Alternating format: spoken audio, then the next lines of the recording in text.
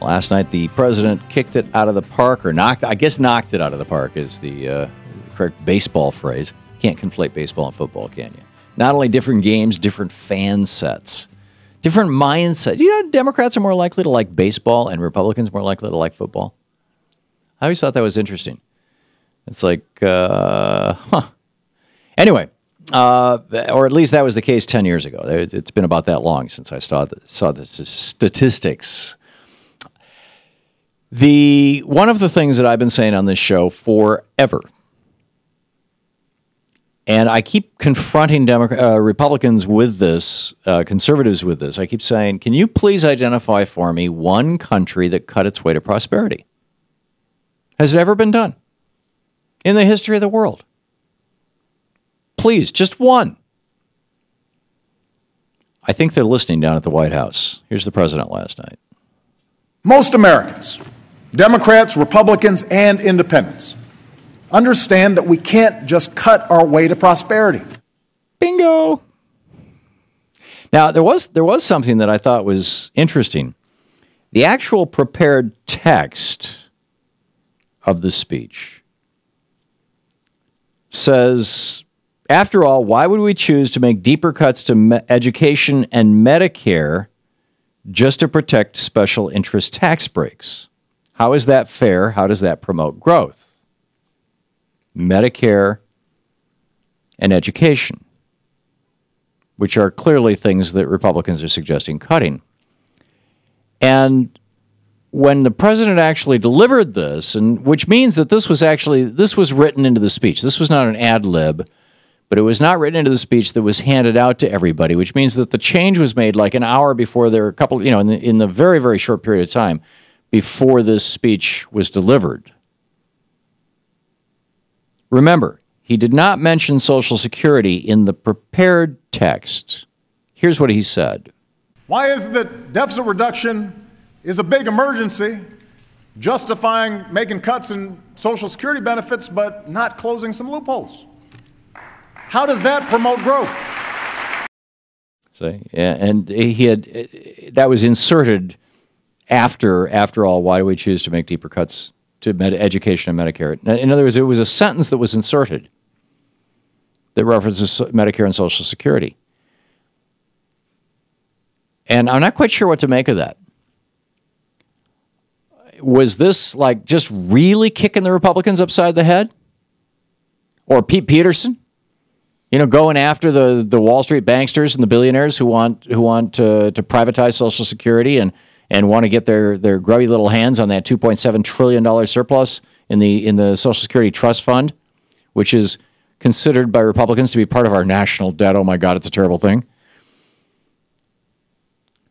Or was it a early signal that we'll make some changes in Social Security like a chained CPI?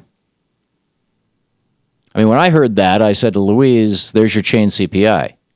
This is the flag. So, I just don't know. But in any case, that to the extent that I may have any criticisms or critiques of the speech last night, that's it. I mean, everything else is, he called out the Republicans on their whole manufactured crisis thing, Oh my God, it's a debt ceiling. Well, you set that debt ceiling. Oh, my God, it's a sequestration. Well, John Boehner, you said you got 99% of everything you wanted with a sequestration. Oh, my God, these manufactured crises here, and you've heard me use that phrase over and over again here on this program. Here is the President of the United States last night. So let's set party interests aside and work to pass a budget that replaces reckless cuts with smart savings and wise investments in our future. And let's do it without the brinksmanship that stresses consumers and scares off investors. The greatest nation on earth cannot keep conducting its business by drifting from one manufactured crisis to the next. There you go. And he's right. He's absolutely right. Another point that I've made repeatedly on this program, and this is not to say that the president is listening to the show and writing his speeches. Not at all. It's just I just think that these topics are just, it's like, this is like low-hanging fruit. I mean, this is the obvious stuff. I'm talking about it on the radio. He's talking about it in the State of the Union speech. Politicians all over the country are talking about it. Good progressives in particular, people like Peter DeFazio, Sherrod Brown, who's going to be with us later today, Bernie Sanders, who's going to be with us tomorrow, by the way, instead of Friday. He's got to be in an airplane on Friday. And others are basically saying all these same things. And it's not even, I don't think, a matter of great minds think alike. I think it's a matter of, hey, when the sun is up, everybody agrees it's daytime. For example, I have pointed out repeatedly, and where did my pocket Constitution go? It has vanished from my desk. Oh, well. Somewhere around here. I'll do it from memory. I believe it's in the 14th Amendment. It's like the last paragraph of the 14th Amendment, and it says basically that no law, no government agency can or shall question the full. Is that it? There it is, right there. Question the full faith and credit of the United States of America. In fact, let me get the exact language for you here. The validity of the public debt of the United Section 4 of the 14th Amendment. The validity of the public debt of the United States.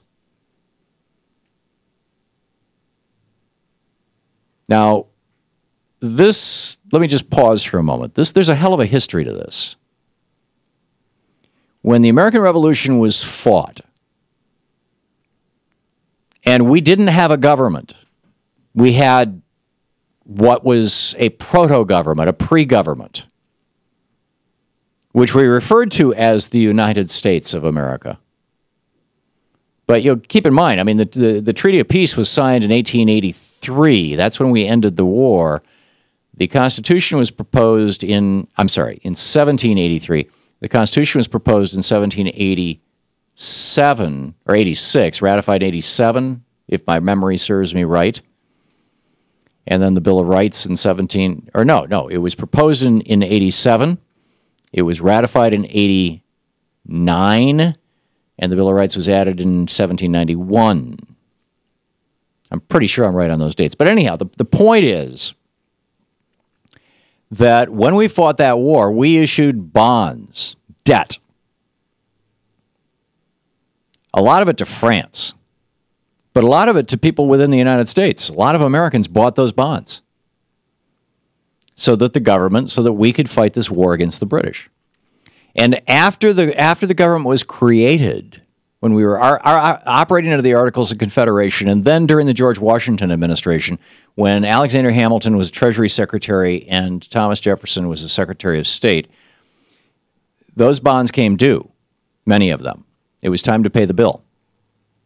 And Jefferson and Washington was inclined to go along with Jefferson at first. Jefferson was saying, don't pay them at par. Don't pay, if it's a $100 bond, just say, sorry, we don't have the money to pay it, because we didn't. We were broke. We just fought a war.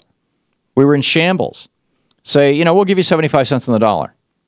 And Alexander Hamilton said, no, pay them at 100% of par. And he fought for that, and he won. And we paid off those war debts dollar for dollar. And as a result of that, the next time we issued debt, which was the next year of the George Washington administration, 100% of it was instantly sold and has been ever since then. It established the full faith and credit of the United States. So anyhow, back to the 14th Amendment, Section 4, the validity of the public debt of the United States, including debts, shall not be questioned. And basically, this is what the president said last night.